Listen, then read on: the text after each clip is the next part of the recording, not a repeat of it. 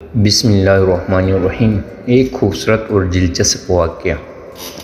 سیدنا انس بن مالک رضی اللہ تعالیٰ عنہ سے روایت ہے کہ ایک دیہاتی آدمی جس کا نام ظاہر تھا، وہ دیہات سے نبی کریم صلی اللہ علیہ وآلہ وسلم کی خدمت میں تحائف لایا کرتا تھا۔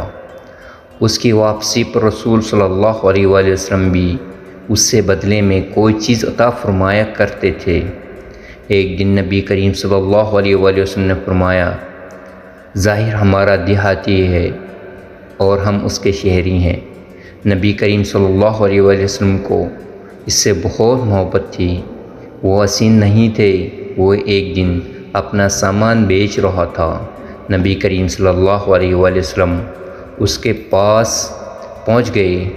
وہ نہ دیکھ سکا اور آپ صلی اللہ علیہ وسلم نے اس کے پیچھے سے اسے پکڑ کر اپنے بازو کے حصار میں لے لیا۔ وہ کہنے لگا، مجھے چھوڑ دو، کون ہے؟